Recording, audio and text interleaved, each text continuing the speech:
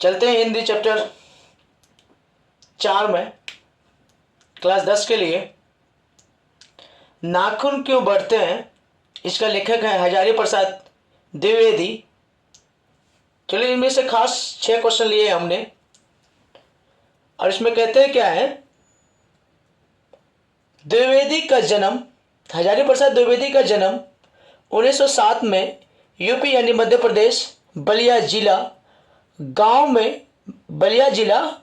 में, गांव का नाम है छपरा। मृत्यु हुआ था उसका 1979 में। अगला क्वेश्चन है कि नाखून क्यों बढ़ते हैं, इसमें लेखक का क्या सहज है। तो इसमें क्वेश्चन छोटा छोटा लिया है, आप समझ जाएंगे। इसमें कहा गया है कि ये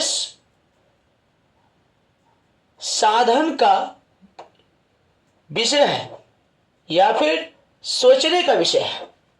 इसमें कहते क्या है कि नाखूनों का बढ़ना मनुष्य को अंधसहज का परिणाम है, यह आत्मबंधन की फल है।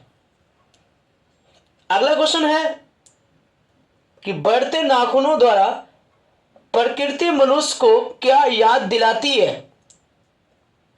जब मनुष्य की नाखून जो बढ़ रही थी, मनुष्य को क्या याद दिलाती है, तो हम कहते हैं कि यह मनुष्य को पूर्वजों की, अपने खानदान या वंश की याद दिलाती है। अब किताब के हिसाब से हजारी प्रसाद द्विवेदी की अर्थ में बात करते हैं कि जब मनुष्य वनमानुष यानी जंगल के लोग थे या जंगली था, जो नाखून अपनी रक्षा का प्रमाण है, और इसी नाखूनों से शत्रुओं के द्वारा अस्त्र शस्त्र का भी प्रयोग करते थे।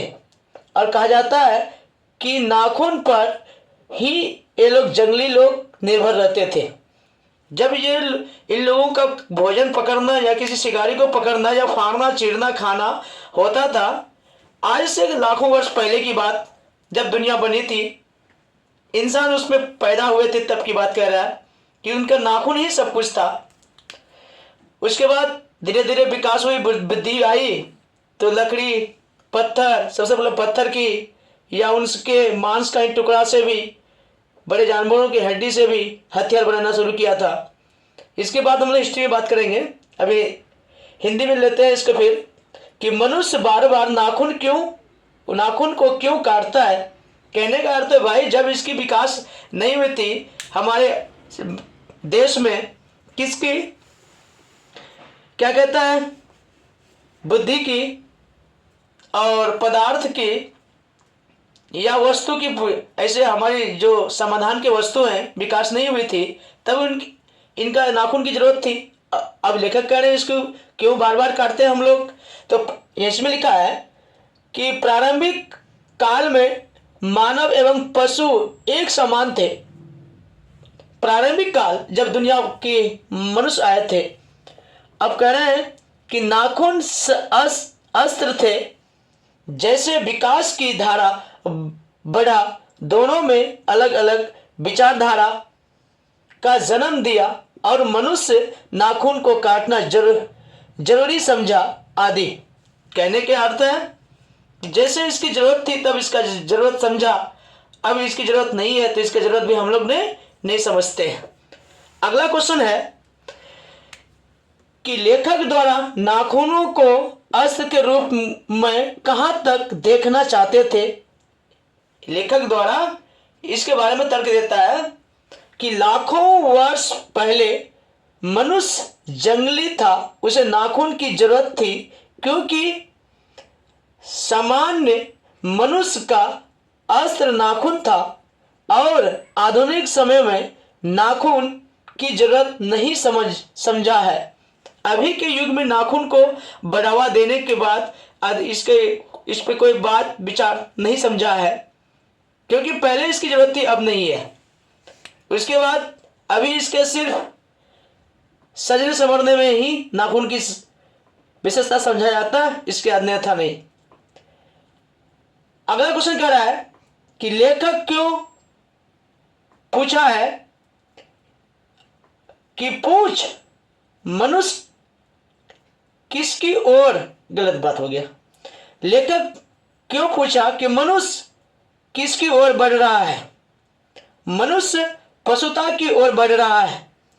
मनुष्य अब इंसानियत नहीं रहा, एक मानवता की ओर नहीं रहा, यह पशुता की ओर बढ़ रहा है। जानवर की जो मांसाहारी जानवर होती है, ये हिंसक जानवर होती है, उसकी ओर बढ़ रहा है।